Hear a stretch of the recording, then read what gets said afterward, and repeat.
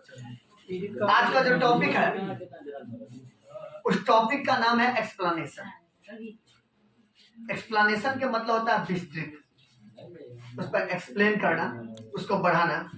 और मैं बता दूं 12th के स्टूडेंट के लिए 2 क्वेश्चन आते हैं, एक पोएट्री से और एक प्रोज से, जिसमें 4 ऑप्शंस होते हैं और किसी एक का जवाब देना पड़ता है आपको एक्सप्लेन करके। वही लेकर हम आए हैं एक्सप्लेनेशन। तो 2 लाइन 4 लाइन 1 लाइन दी रहती है, उसको पढ़ करके और उसका जवाब देना है। तो सबसे पहले बहुत इंपॉर्टेंट बात बताना चाहता हूं कि ये जब लाइन दिया जाता है जिसको हम पढ़ने जाते हैं, पढ़ना है हमको, उसमें 3 बातों को ध्यान देना है। सबसे पहली बात कि ये जो पंक्तियां दी गई है, ये जो लाइन्स जो दिए गए हैं, जो ये पंक्तियां दिए गए हैं, ये किस कविता या किस कहानी की है, सबसे पहली बात। दूसरी बात, इसके लेखक राइटर कौन है, इन्हें किनके द्वारा, इन पंक्तियों को किनके द्वारा लिखा गया है। और तीसरी बात, तो इनको कहां से लिया गया है, कौन लिखे हुए हैं, और इन वाक्यों में, इन लाइंस में किस चीज की चर्चा की गई है। बस 3 बात आप ध्यान रखते हैं तो एक्सप्लेनेशन में प्रॉब्लम नहीं। तो चलिए सबसे पहला क्वेश्चन है जो आप देखिए, O how feeble is man's power that if good fortune fall cannot add another hour. आदमी की भी ताकत कितनी कमजोर होती है, आदमी कितना कमजोर होता है, जो समय गुजर जाता है, जो समय पास हो जाता है, उसको रिकवरी नहीं कर पाता है, जोड़ नहीं पाता है अपनी लाइफ में। तो ये चर्चा, ये जो बातें हैं, चाहे कितनी भी अच्छी किस्मत हो, तकदीर हो, तो ये जो बातें हैं, ये जो पंक्तियां हैं, ये पंक्तियां ली गई है sweetest love I do not go से, ये पता है आपको। और sweetest love I do not गो जो है, ये लिखा गया है जॉन डन के द्वारा। इनके द्वारा लिखा गया है जॉन डन। तो सबसे पहले यही बात, अगर एक पंक्ति रहता है तो लिखते हैं हम दिस लाइन। ध्यान देंगे यहाँ पर, एक पंक्ति रहता है तो लिखते हैं दिस लाइन, लेकिन एक से अधिक पंक्ति है तो क्या हो जाएगा, दिस लाइन। तो हम बताएं बच्चों, याद रखेंगे कि ये कहाँ था। ये तो आपको पता है कि sweetest love I do not go से लिया गया है। सबसे आसान तरीका, हर एक्सप्लेनेशन में आपको इतना ही करना है कि ये कहाँ से लिया गया है, और एक लाइन का है, एक क्वेश्चन अगर दिया एक्सप्लेन दिया है तो दिस लाइन, और एक से अधिक लाइन है तो दिस लाइन। और कहां से लिया गया है तो यहाँ देख लीजिएगा, these lines have been taken from the poem sweetest love I do not. ये पंक्तियां कविता sweetest love I do not go से लिया गया है। आगे देखिएगा, which has been composed by John Donne, जिनकी रचना किनके द्वारा की गई, जॉन डन, या जिन्हें किसने लिखा है, जॉन डन। ये बात क्लियर हो गई। ये बातें आपके हर एक्सप्लेनेशन में लिखना होगा, कौन से व्यक्ति लिखे होंगे और कौन कविता या कौन कहानी से वो पंक्तियां दी गई है, ये हर एक्सप्लेनेशन में लिखना होगा। और सबसे बड़ी बात ये समझ गए तो आगे बढ़ना आपके लिए आसान हो जाता है। चलिए ये बात तो हो गई कि कहां से ली गई, किसने लिखा। अब देखिए इसमें क्या है, इन दीज लाइन्स, इन पंक्तियों में, या लिखने के लिए ऐसे भी लिख सकते थे, इन दिस पोयम, इस कविता में भी लिख सकते थे। In these lines, the poet says about the feebleness of man's power. इन पंक्तियों में कवि कहना चाह रहे हैं कि आदमी के ताकत के कमजोरी के बारे में, कि आदमी कितना कमजोर होता है, आदमी की ताकत कितनी कमजोर होती है। मन ताकत कहता है लेकिन उतनी नहीं होती है जितना होना चाहिए।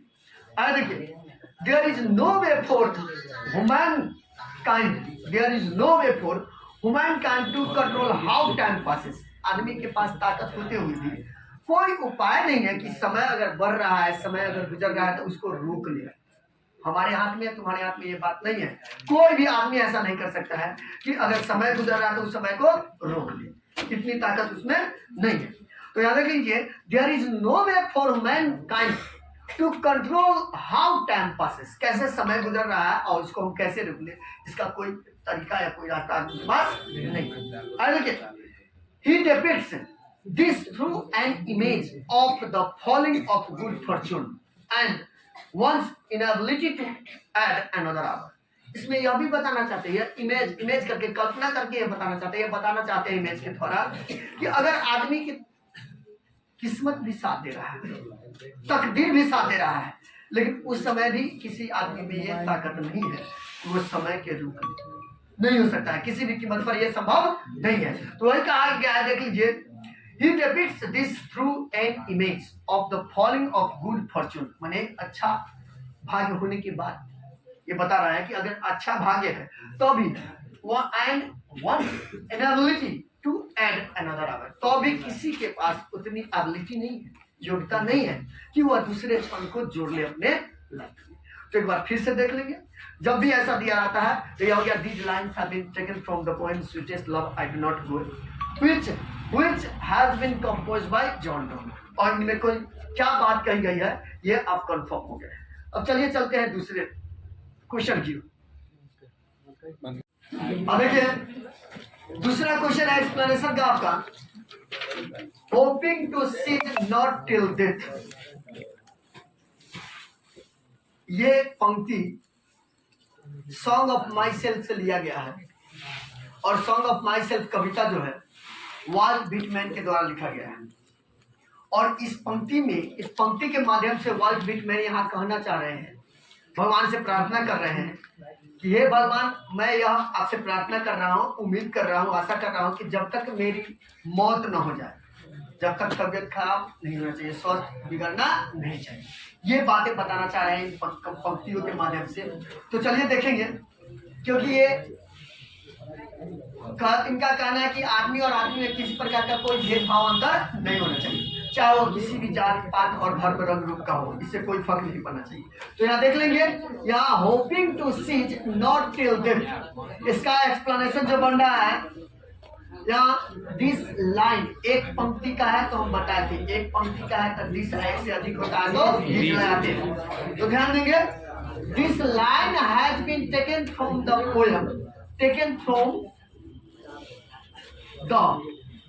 this line has been taken from the poem Song of Myself। ये पंक्ति कविता Song of Myself से लिया गया है। This line has been taken from the poem Song of Myself। It is composed by a famous American poet Walt Whitman। ये किसके द्वारा लिखा गया है? एक अमेरिका के प्रसिद्ध कवि वाल्ट व्हिटमैन के द्वारा लिखा गया कविता है। तो देख लेंगे, it is compose by a famous American poet Walt Whitman के द्वारा लिखा गया ये कविता सॉन्ग ऑफ माइसेल्फ। चलिए आगे चलते हैं। द पोएट सेज दैट, इस कविता में, इस पंक्ति में कवि कहना चाहते हैं कि the poet says that he will continue to inspire the whole humanity for love and piece.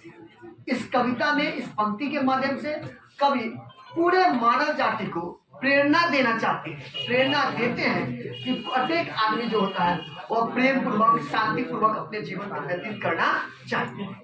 आगे देखिए, टिल हिज लास्ट ब्रेथ, जब तक उनकी सांसें रुक नहीं जाती। यानी इस कविता के माध्यम से कवि कहना चाहते हैं, पंक्ति के माध्यम से कवि कहना चाहते हैं कि जब तक आदमी की मौत नहीं हो जाती है, पूरे अपनापन और प्रेम की मैंने प्रेमताई के साथ जीवन बिताना चाहिए। आगे देखिए, there is no difference between man and man. मानव और मानव या आदमी और आदमी के बीच कोई अंतर नहीं होता है, नहीं होना चाहिए। In the name of caste, colour and religion, जात पात और धर्म के नाम पर किसी भी आदमी को दूसरे आदमी से कोई भी भेद या भेदभाव, अंतर नहीं होना चाहिए, छुआछूत नहीं होना चाहिए। इन कविता के माध्यम से, इन पंक्ति के माध्यम से वाल्ट व्हिटमैन ये कहना चाहते हैं। ये एक्सप्लेनेशन बहुत इंपॉर्टेंट है।